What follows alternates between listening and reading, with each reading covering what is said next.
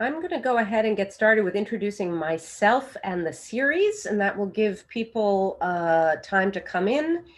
And that's the least interesting part, and that will maximize the most time for spending with our guests and for hearing from them.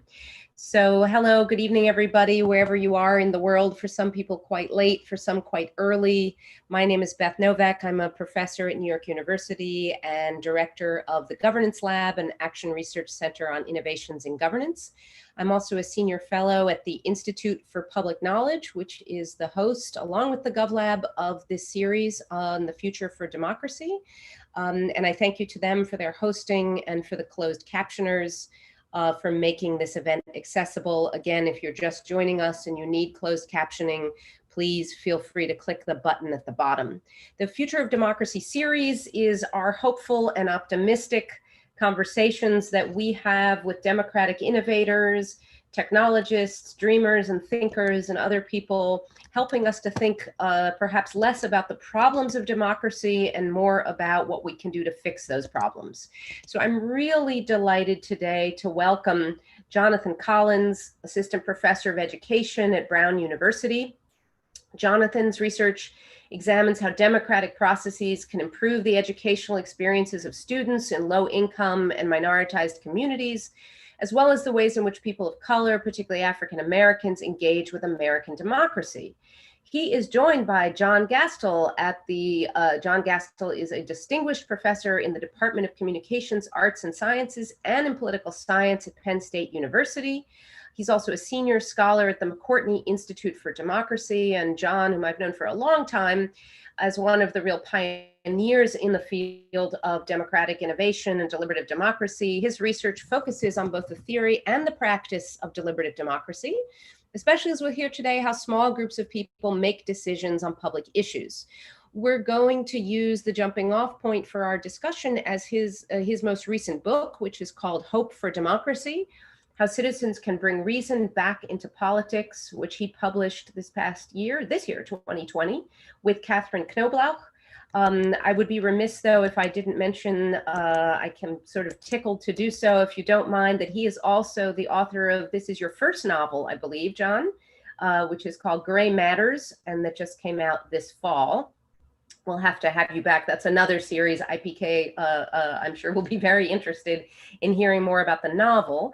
But I also want to single out somebody who's in the audience with today and who will be promoting to join us for the discussion, and that is Ned Crosby.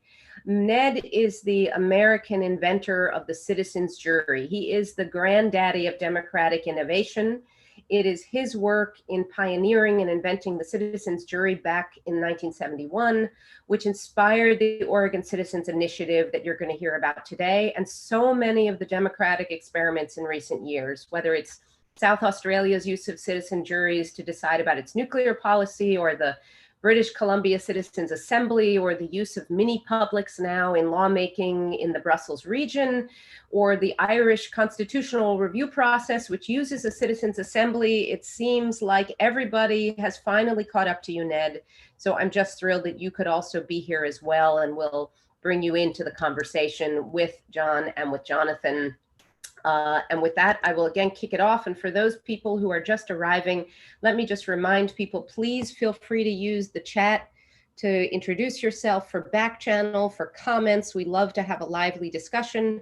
For comments or questions that you want the Jonathans to answer and to respond to that should go please in the Q&A.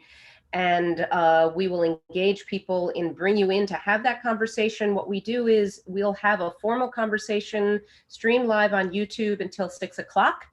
At 6 o'clock, we turn off the live streaming, we promote everybody to panelists, and we engage in what I like to call virtual cheese cubes or virtual wine and cheese. And we have a more informal, non-streaming discussion.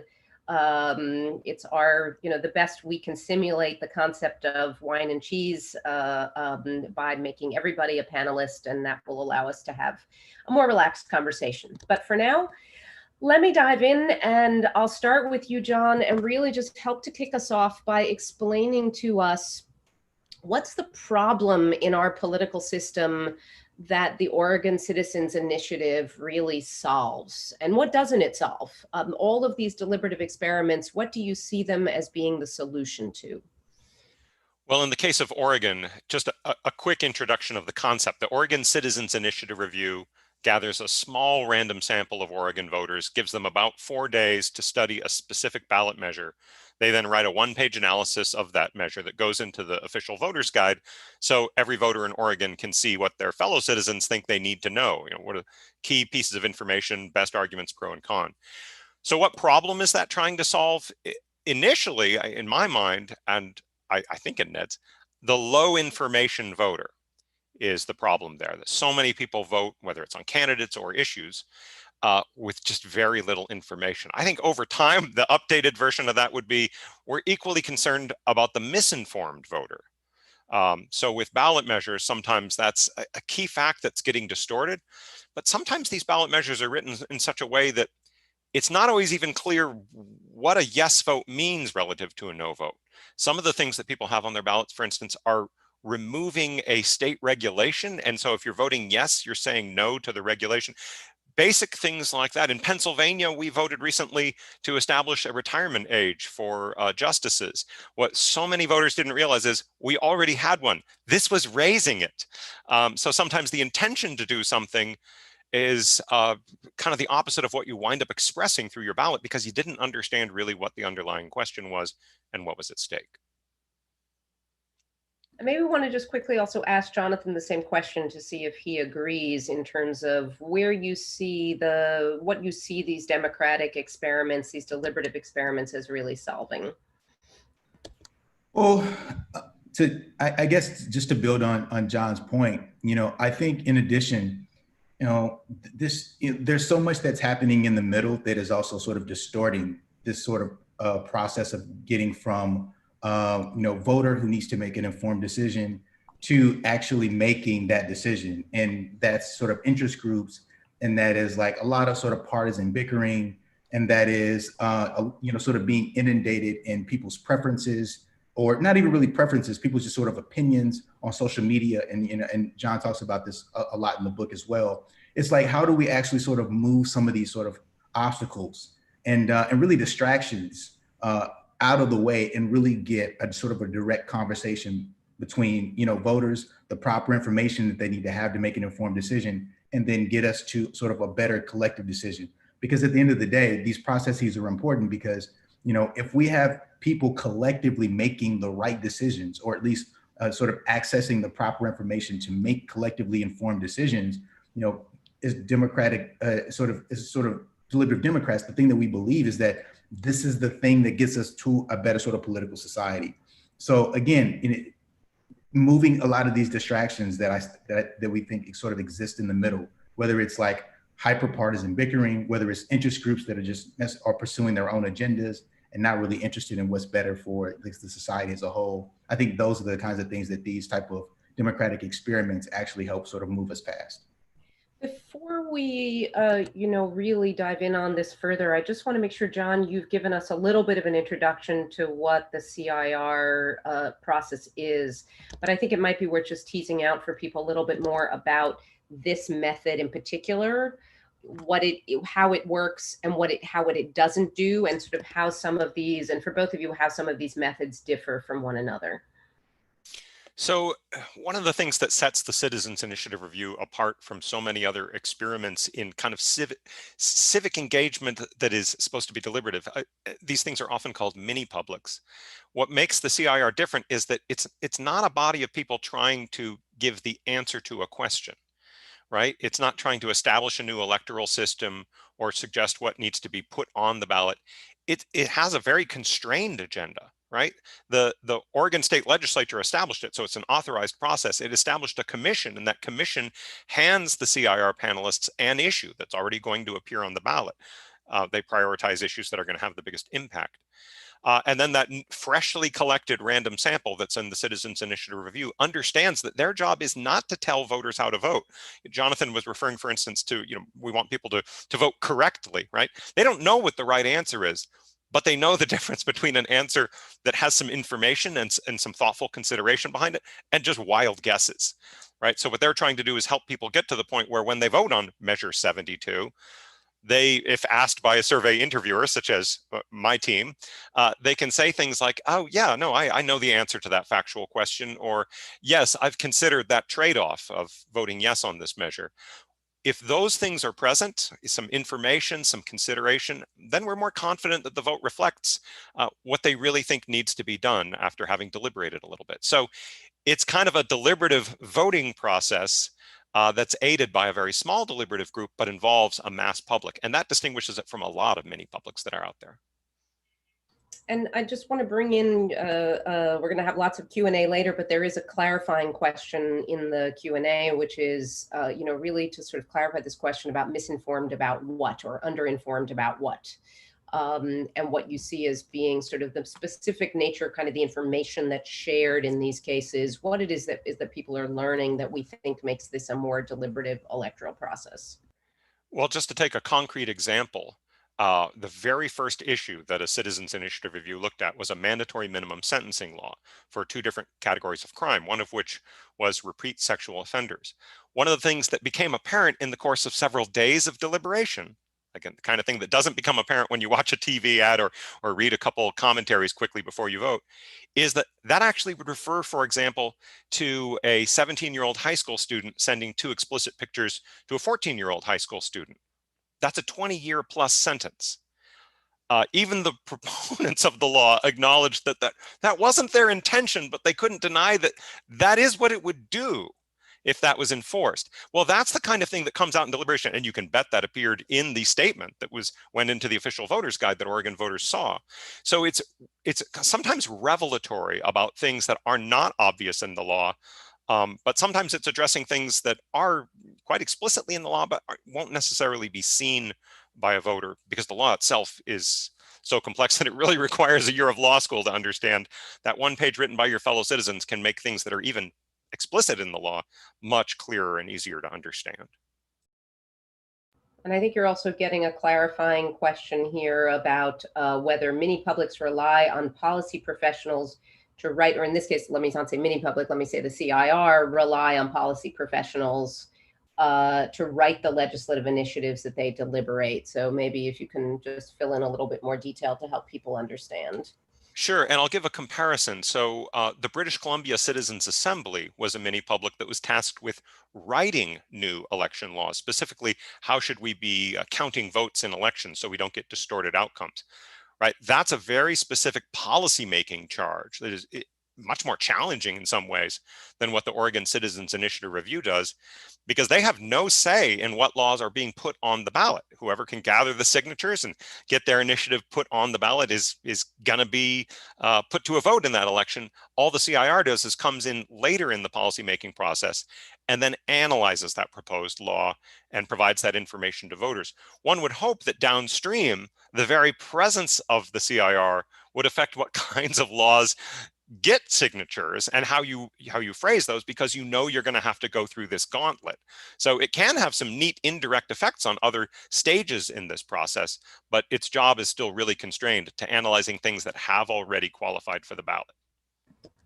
And I'm curious, really, maybe let me ask this of Jonathan and bring him into the conversation here, is really the significance here of tying this deliberative process to an electoral process or a voting process as opposed to a governance process, in thinking about how the relationship between institutions and deliberation, how you see the role of the CIR versus other kinds of democratic experiments that you've looked at. Well, I think, what makes the CIR unique is this sort of, it has teeth in the sense that it's sort of institutionalized. It's something that, the Oregon State Legislature has implemented, as John, sort of just spoke about. But then it's also something that doesn't overstep its boundaries. It still makes recommendations to voters, and then it still allows voters themselves to have to come in and make an informed decision. And then basically the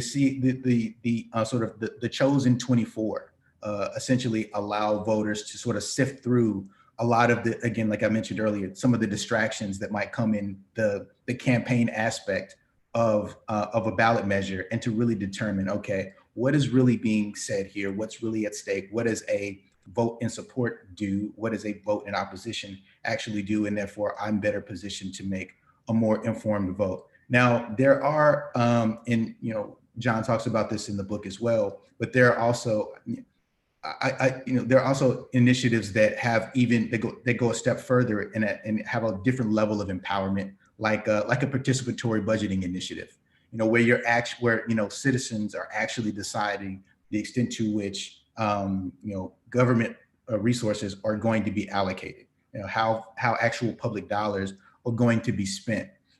And it seems like in the US, we've been a little bit more hesitant to do that. There is the participatory budgeting project that has been expanding in New York, but we haven't seen the national explosion in this kind of commitment to really trusting the public to make decisions as a collective, and compared to how we've seen it take off in other parts of the world. And really connecting it back to the original question more precisely, Beth, one of the things that we see with participatory budgeting in particular is it becomes a major facelift for the parties that embrace it. The liberal parties in Brazil that were embracing participatory budgeting at the local level, this became a part of an entire sort of rebranding to where now constituents were becoming more and more trusting of the party leadership. And this actually helped them expand their political power while they're also sort of empowering others. You see the same thing happening in British Columbia with the Citizens Assembly there. This became a way to have a sort of a party facelift. So the irony of what we see here in the US is the political party, the two main political parties kind of shy away from these more sort of empowering means of engaging in sort of democratic engagement. And honestly, it's something that could actually strengthen the brands of the parties and actually expand their reach. But we haven't seen that. And that's probably one of the more concerning things heading into 2020 that's actually not up for discussion in the media and the sort of overall kind of election banter. I'd love to probe both of this, the resistance on the part of parties and institutions, but also I want to start with what some resistance on the part of individuals. John and Catherine write in the book about how, if I remember correctly, about 10,000 invitations were sent out to get about 350 people responding to say they would participate in the CIR, and then 24 were chosen. And again, 24 was all that you wanted and needed, but should we be concerned that people are simply not interested? Is that a worry? Yeah, Jim Fishkin, who created the deliberative poll, has actually written about this explicitly. That's one of his couple concerns he's had about the CIR is the low response rate, right? So for a deliberative poll, they go out of their way to get a very high response rate, very strong incentives to participate, and so on. And the folks in Oregon were a little less concerned about that for a couple reasons. One is just the sheer cost, right? Not everyone can afford to the cost of getting such a high response rate. But the second is that it's a different body in that, right? If you want to get that high response rate, you may be creating a body that itself is going to kind of legislate in a way. And you have to be more concerned about the precision of that random sample. For the Citizens Initiative Review, they use a stratified random sample, so it's not truly random. They stratify by basic characteristics like geography and demographics and so on. And they just want to make sure they get a diverse group, because it's going to take a supermajority to get any single sentence into that statement. And it tends to be very collaborative. People who are pro or con, will help write the pro and con statements. And people who even disagree with an argument that might be being made, they still think it's an important argument to be put in there, but they'll help clarify it, right? So there's a little less concern about that, but it is still a paid random sample. A lot of these mini publics, and I think they should, use some kind of compensation, not just covering your expenses, but honoraria, again, to boost up that response rate. And make sure you're getting a broad cross-section. If there's any one demographic that I think is underrepresented, it's probably the higher income individuals for whom being paid the average wage of the state of Oregon is just a dramatic loss in income for that short period of time. But you know what, they're probably pretty well represented already in the political system, so that hasn't really worried me, and they're choosing not to participate. Are we concerned, therefore, about the representativeness and therefore the legitimacy of who participates? I mean, there is a stratified random sample, but obviously the people who say yes have certain inclinations in terms of their civic mindedness, in terms of it's not just a matter of income and location.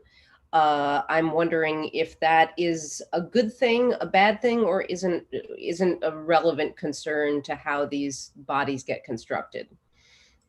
Jonathan might have more to say about this. I'll just add one detail, which is there is a group, Beth, that I think in the spirit of what you're saying appears to be overrepresented, and it's probably moderates. So this process may be a little biased away from partisanship. I don't think that's a big hindrance, but it is something worth noting. And that's just an interesting point too, because so much of the political science literature has been suggesting that moderates don't really exist. But then when you actually look at how people are responding and sort of forming preferences on specific ballot measures, you actually see quite a lot of ambiguity suggesting of like moderate preferences. But then I think, so another issue that, CIR confronts is it's a heavy lift. It's what, 5 days that you have to take off work. You leave home, and then, you go to Salem, and then you're participating in this basically week-long conference.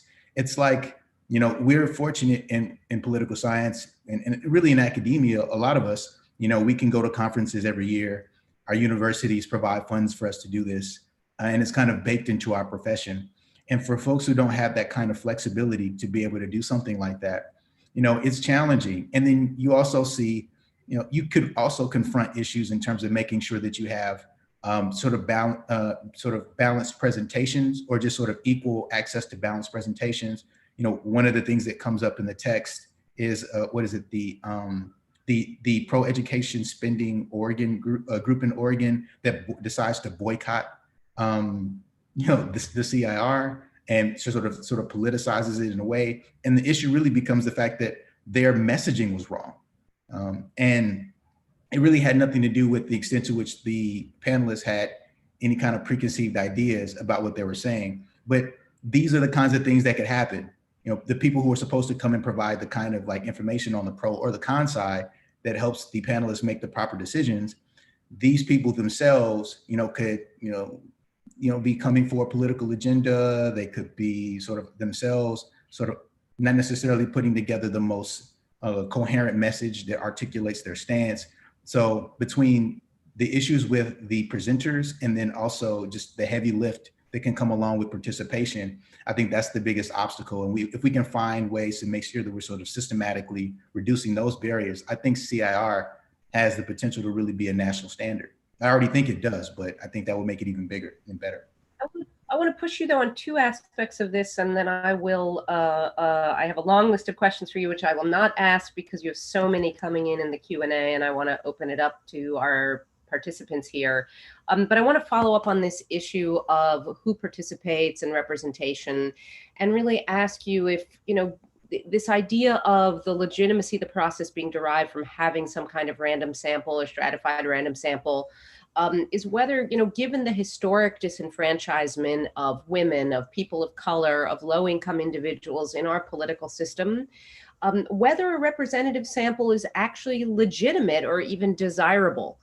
I'm curious why we're not oversampling for groups who are otherwise disenfranchised from our normal political processes. Yeah, and that oversampling. Oh, I'm sorry, Beth. No, please. The oversampling, Beth's point is not hypothetical, right? The British Columbia Citizens Assembly, the Australian Citizens Parliament, in both cases, they were concerned about making sure they had a critical mass of Indigenous participants. And you could actually see in the Australian Citizens Parliament, it had an impact on their final recommendations, a quite explicit one. So under certain circumstances, that is the idea and the ideal. In Oregon, there was a real concern to try to just keep it as lean as possible, as uncomplicated as possible. And two choices. One was just to use registered voters, right? That already slices the population up a bit. And then second, to stratify based on these kind of straightforward demographics, but to not oversample because of the political challenges that would raise in Oregon. So those decisions, I understand.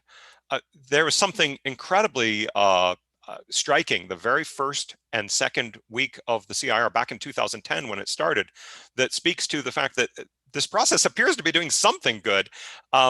when the first female participant said, they were introducing themselves on the first day, she said, you know, I just had a thought. I came here last night like the rest of you, and here we are in the morning, and I'm realizing that this is the first time since our first child that I have actually spent a night somewhere where my children weren't. And that bothered me a little, but now I'm thinking it might be great. When 3 women out of 24 said the same thing, they were blown away that anyone else had experienced that. I thought, okay, that's interesting. When the second week it happened again, I thought, okay, I think they've figured out a way of structuring this that works for some folks who otherwise don't feel they can participate. But even then, they actually changed it to 4 days and straddled the weekend because they were having too much trouble with taking out a work week. So you adapt these things, but there are some little victories along the way that are suggesting they are reaching a group that doesn't usually participate in this kind of intensive way. Jonathan, may I bring you in on this question, especially because you do write and you study and you write a lot about race and politics. So I'm really curious about your view, whether the representative sample is legitimate. I think it's legitimate as one pathway, but then I think an additional pathway would be to, sort of recreating these initiatives like a CIR with not even just an oversample, but with just a sample of people who are sort of directly impacted by these issues in particular. So, if we're having an issue on the ballot that is about women's rights, we should probably have an entire mini public composed of women from diverse backgrounds within across that sort of gender dimension, coming together and having these deliberative discussions. The same thing about policies that are extremely racialized. We should have opportunities where the sample itself is composed of racial and ethnic minorities who are directly impacted by this issue in a particular kind of way, coming together and weighing the information. Because one of the reasons why I think this is important in particular is because there's this kind of latent assumption, especially when thinking about African Americans as political participants, that there's a monolith, that all follow the same party, all have the same preferences. There is no diversity in thought. And one of the things that attracted me to the study of deliberation was it really debunks that assumption about everyone. Like, deliberative theorists do not think that everyone holds the same preference, the same opinion, that there is really no such thing as groupthink. And if we actually allow ourselves to have these discussions, that we give people incentives to pursue different types of information beforehand, and then they can come together and have discussions and put their own perspectives and experiences into those discussions as well, we could see that there is so much variation just in terms of how we view issues. And I think that gets us closer to making recommendations on issues, again, that directly impact certain subgroups. And then that becomes the message that begins to sort of spread to the rest of the community who's making a political decision. I think some of these subgroups, like folks of color, like women, the decisions are made by people who aren't necessarily directly impacted by the policy issues themselves. So again, I think CIR and a lot of these deliberative innovations have the capacity to do that. And it's just a matter of focusing on these folks as the sample. One more question from me, and then we're going to go over to our Q&A. Since there's so many questions coming in, I may reserve some time at the end for the many things that I want to ask you. But in this very series, we had Rosalind Fuller a couple of weeks ago. She's the author of a new book called In Defense of Democracy. She is deeply critical of mini-public-like things.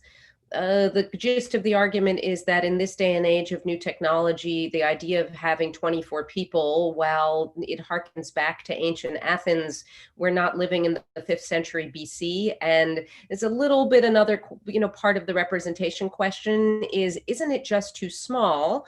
Or put another way, what do you see as being the implications for uses of new technology to scale some of these processes? And again, to scale them by making them bigger, or to scale them now more nationally, are you hopeful or not? So a couple things. There's a lot of points to take up there. One is that what you see with the CIR or the British Columbia Citizen Assembly or the Irish example is there are ways of connecting these small deliberative publics with mass publics, right? In the case of British Columbia and Ireland, things that came out of these mini publics were put to a larger vote. And I think what we're seeing is a lot of democratic innovation that's trying to have a participatory element that is maximally inclusive and is encouraging everyone to take part, and a deliberative element. Even participatory budgeting, which has one of those words baked right into its name, people who run those processes are very keen to talk to deliberative Democrats about how can we make this budgeting process more deliberative. I'm excited about who's participating, and in some cases, underrepresented groups are overrepresented in who votes in participatory budgeting, but they're concerned about the quality of information getting to them to help them make those choices to best reflect their own reflective interests. So I appreciate the spirit of the criticism, but for me, it kind of misses the mark, because there are lots of innovations that are trying to connect smaller deliberative experiences with mass public participation. And I do agree that a lot of online innovation could help with that. I don't think existing social media networks are particularly helpful in this regard, but there's a lot of innovation yet to be done there. Jonathan, anything else you want to add, or shall we go over to the Q&A? I would agree. I mean, I think the only thing that I'll add to is just to kind of sort of emphasize the framing that makes me really enjoy the text in particular, which is that, we're in a moment that is malleable. Our sort of political society is not fixed, and we should be constantly looking for ways to innovate. And if we see sort of like Athenian democracy as a failure, I think that is kind of a shortcoming. I think we should see it all as part of a sort of a longer trajectory towards just sort of improving the way in which we structure and run our institutions. And, there at one point, Athenian democracy was itself a democratic innovation, in the same way where we're at this point now, where this two-party system with these sort of mass elections where so many people feel like they don't have any kind of say or any kind of control in what happens, we clearly are at this point where we need new sort of democratic innovations. And, is CIR perfect? No. Are any of the sort of democratic innovations that deliberative Democrats are coming up with, are they perfect? No. Deliberative polls? No. None of these things are perfect. But again, if we don't engage in this kind of experimentation, we'll never really get to something that gets us closer and closer to that kind of perfect society where we can all be a part of a mini public and sort of a larger public simultaneously. And we get this fluid transmission of preferences, or really just identifying problems and solving them as a collective. Great. I want to bring in our first few people to ask their questions. You can also start to take a look at the Q&A. They're all different flavor of question. So let me go over to Jose Marti first. I think I might have asked his question now that I see it, but since it's 6 hours later in Barcelona, we're going first to Spain and then over to Finland for the first questions before they fall asleep on us.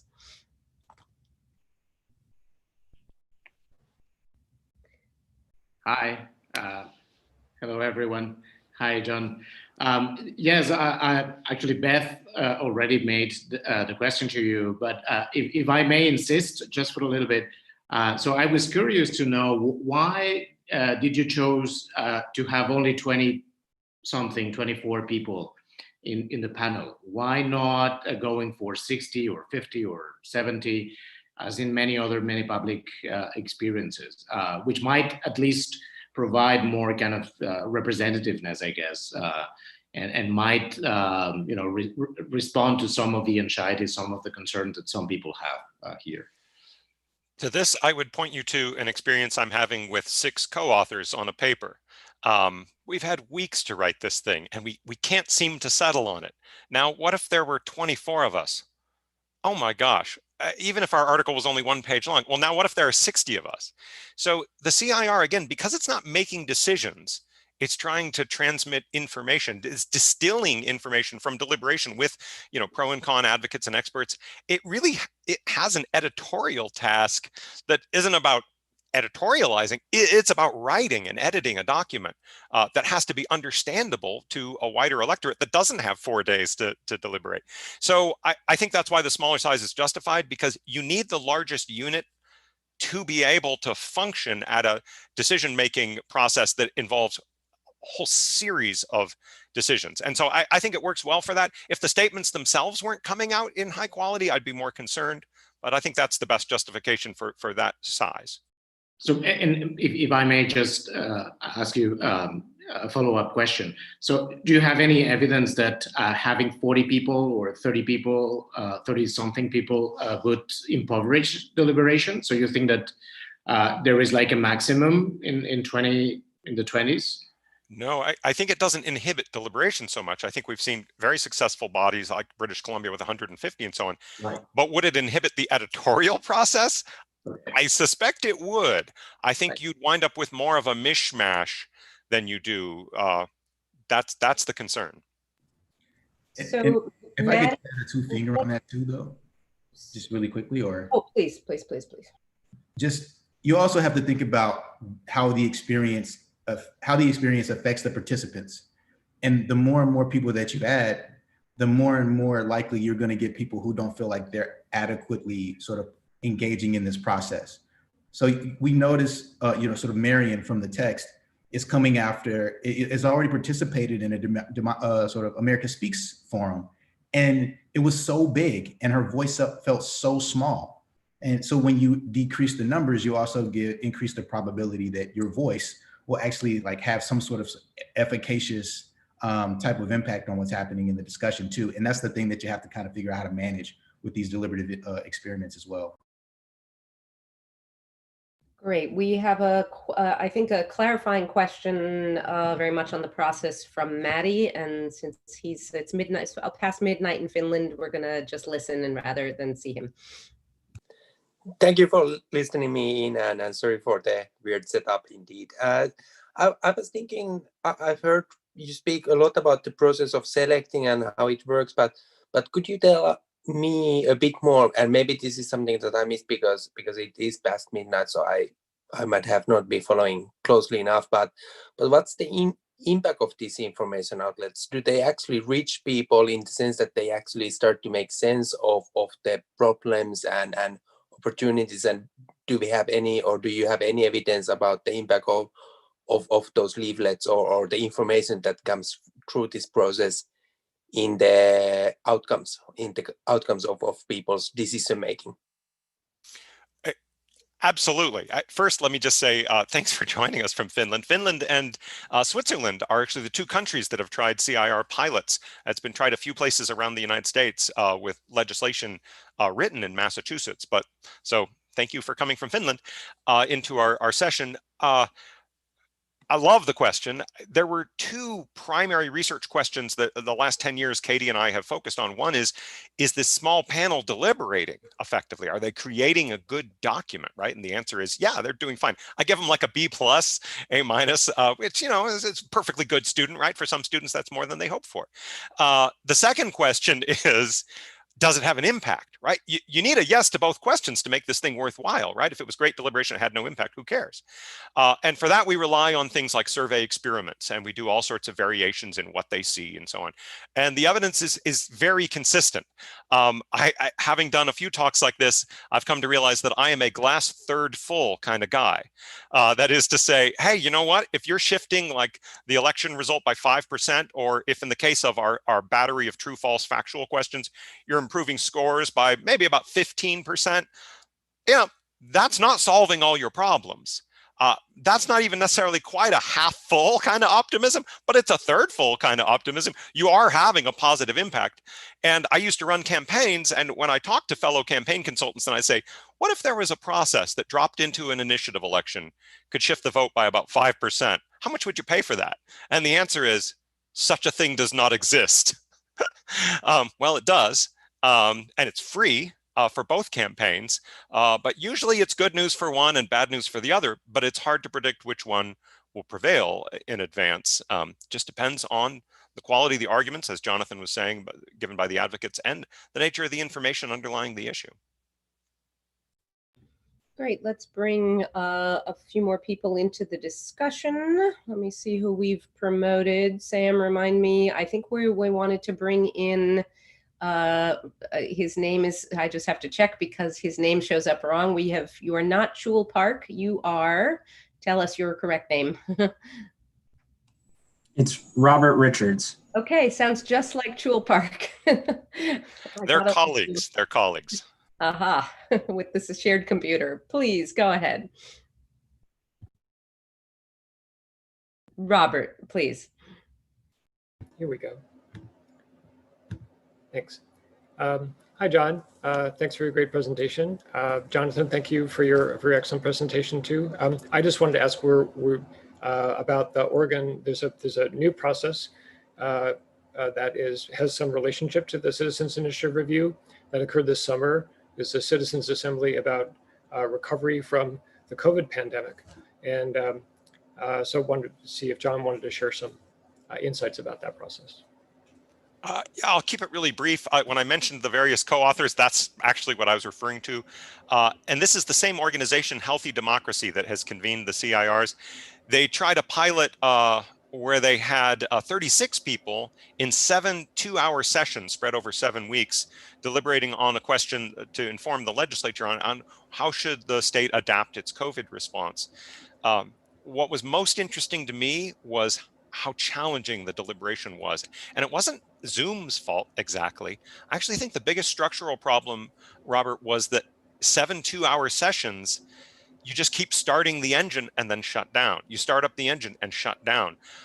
And so I think the 4-day deliberation, though it asks a lot of people, gives you the chance to get into such depth so quickly and stay so focused that at the end you're exhausted, but you really got somewhere. And I felt like this process on COVID recovery just didn't have the depth, not just because it was only 14 hours, which isn't much really, but also because it kept starting and stopping.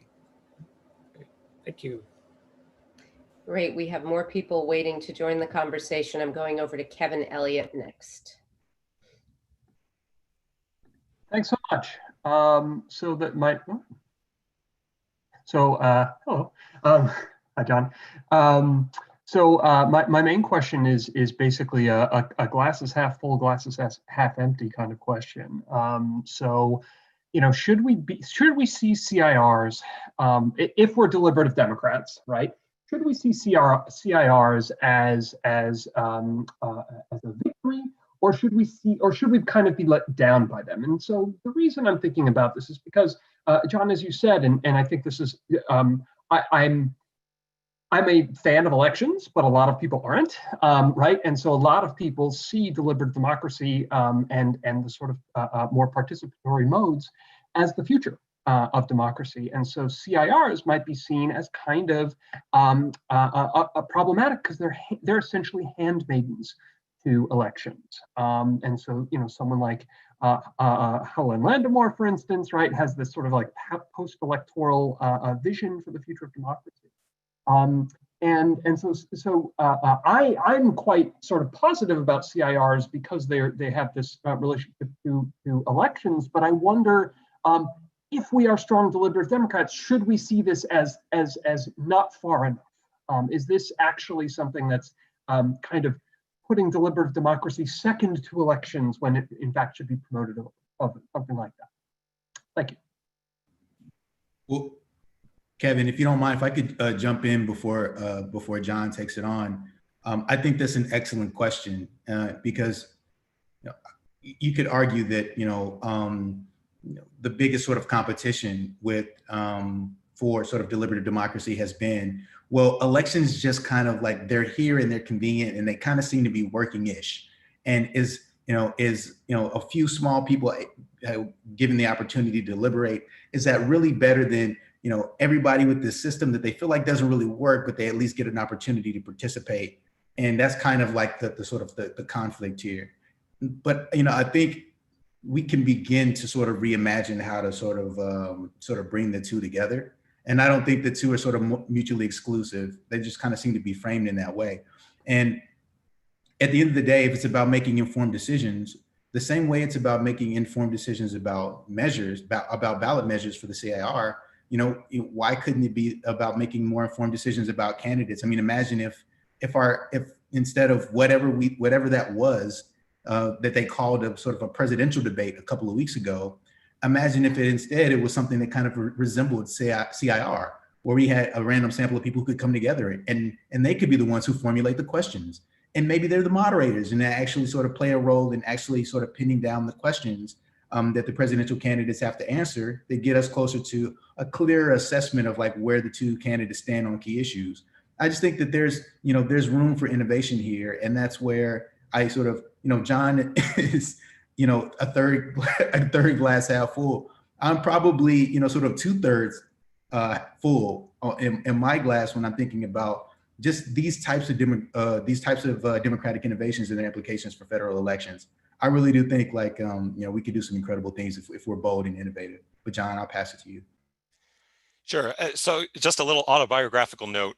When Katie and I were first shopping this book around, literally to agents at a writing conference, and an agent asked me, what's the title of your book? And I said, Experimental Democracy. And he said, huh, that's a terrible title. I would never buy that. How do you want me to feel when I read your book? Right. And 10 seconds later, he had the title. And Jonathan alluded to this earlier, where but when you read the book, we do actually think democracy is an experiment. So there's lots of experiments happening simultaneously, right? All kinds of innovations, some small, some huge. I count myself very lucky in my career that I was able to pitch this idea right around the same time Ned did 20 years ago. And then some folks picked up on it in Oregon, implemented it. And then I felt, okay, the next 10 years of my life are studying this thing, right? I said I would if it happened, and it happened. Well, last year's book that I wrote was called Legislature by Lot. As you might imagine, that makes a much more radical argument about the potential for sortition. In that case, we advocate for a bicameral system that does keep elections for one body, but uses sortition for the other. So I'm not placing, my chips on one number on the roulette wheel. What's exciting about the CIR is it solved a very specific problem, and one that is not only recognized by voters who love the initiative, but do worry about the information quality of what they see, but it's also a concern shared by legislators who view the initiative process as very much interfering with their job. And the constraints that voters put on legislatures sometimes aren't necessarily quite what the electorate intended in their view. So it was the perfect combination of incentives that leads to the democratic innovation. So maybe it's a place to start, but it's certainly not the only thing on offer.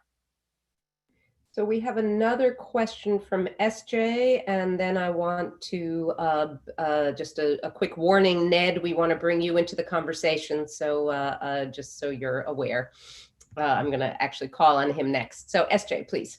Sure. Thank you, John and Jonathan, for a great talk.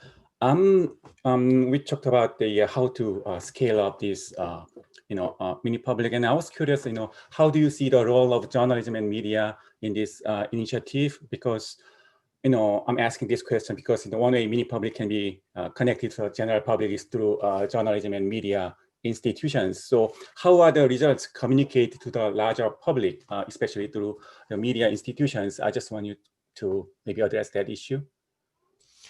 Jonathan may have a more head-on answer to this question because his research looks at whole deliberative systems, right? How a whole community might think about the school, not just some body and then an electorate. But I'll give you a funny sideways question. One of the graduate students here at Penn State who I've worked with likes to call the Citizens Initiative Review statement deliberative media. That is, frankly, the coverage of the Oregon Citizens Initiative Review is terrible. There's almost none, first of all. Well, there's not many journalists left in the United States. Honestly, that cover state politics, really, it's sad. But they don't give it much coverage. It wouldn't have much impact. No, instead, they use this voter guide that the state distributes and they hijack it, right? They slip a page in there and we're done. So, and that reaches a lot of voters. Our surveys are showing it's reaching a lot of people. Just probably a bare majority of Oregonians know about it, and that number is not going up. So again, there's limitations, but it's a solution to the problem of not having media that care about your deliberation. I realize it's not a direct answer to your question, but we'll see what Jonathan's got for you. Yeah, no, I think I have a related response. And first, SJ, I want to say your online versus face-to-face paper was one of my favorites. It's a great piece of social science. So thank you for writing that and conducting that study. What I'll say sort of related to the question is just that, so, what I've been doing are these experiments that try to test, how we can get sort of minimizes distance between the mini public versus the larger public. And it kind of really interacts exactly with what John is saying.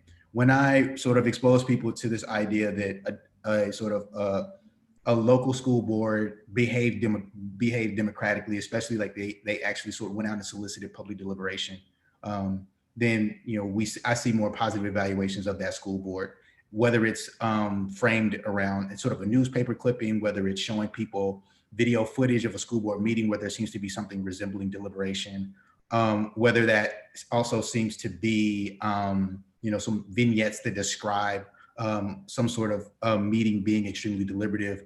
When the extent to which it's sort of covered in the media, I think plays a big role in perceptions. So if we have an institution like a CIR, but again, it's not what's relayed to the larger public isn't like that the CIR met, that the CIR engaged in a very sort of democratic process, that they were actually sort of seeking truth and information, that they were hearing from both sides, and that this was a very representative body. If that information isn't transmitted to the public, then you do get that disruption. But I think if we could be clear about the processes and be more transparent about these processes and really allow people who are a part of the larger public to see what's under the hood with the mini publics, I think that can go a long way in helping resolving the problems. So just a quick process point. I want to ask Ned if he can join the conversation with or without his video. And I invite everybody to stick around at 6 o'clock. We will promote everybody to panelists to continue the conversation, since I think there are a lot of friends and colleagues here that might like to catch up. But Ned, I'm so thrilled that you could join us and be here. We all owe you a huge debt of gratitude. I think there's a electronic room full of people here who owe you a debt. So we're just delighted that you could be here. And I'm sure you have a lot that you would like to react to, but I want to sort of close out the hour for the moment with really asking you what your crystal ball is telling you for the future. Jonathan, start us off at the beginning with sort of regret and disappointment about the spread of these methods and concern about what we have to look forward to.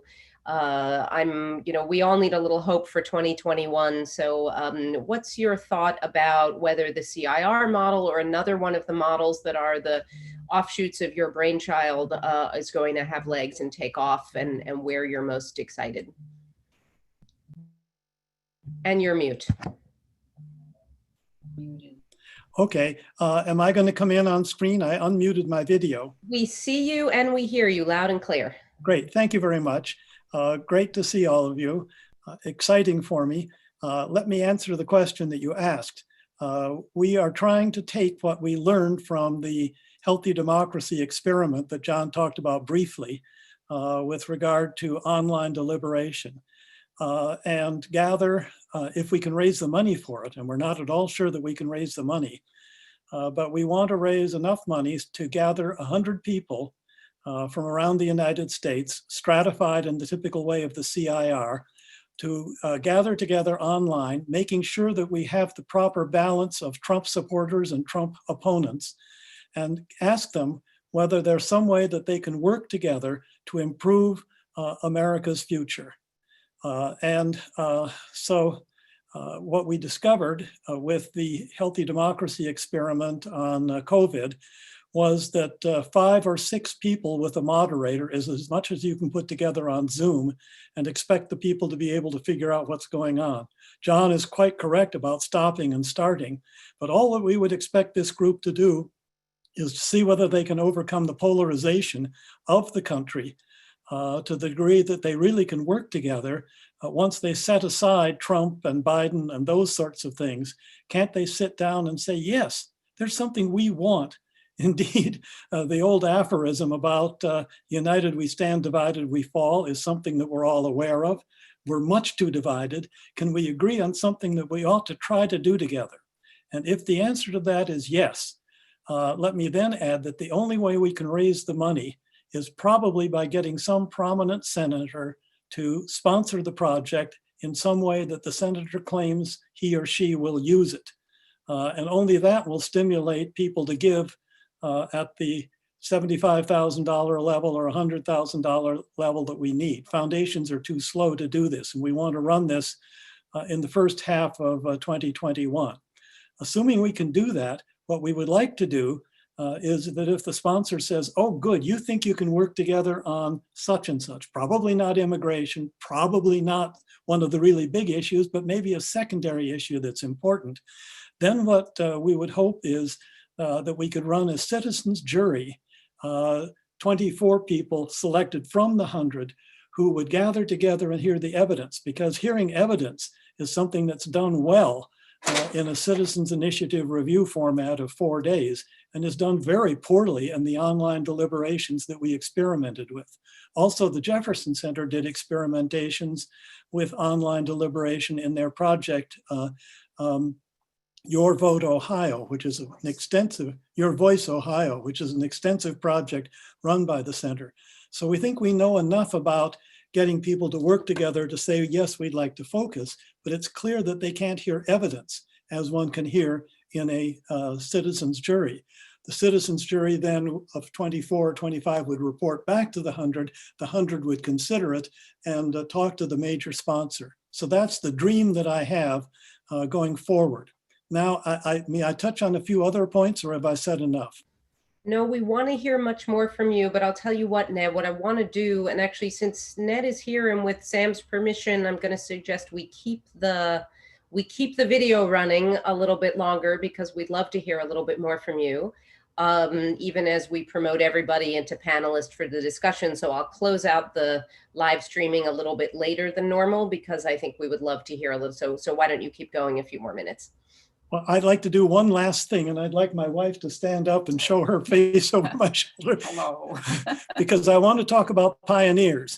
My wife and I were the ones who decided in a meeting in 1999 to go ahead with the CIR. It was invented in a bipartisan meeting sponsored by the former governor of Washington State.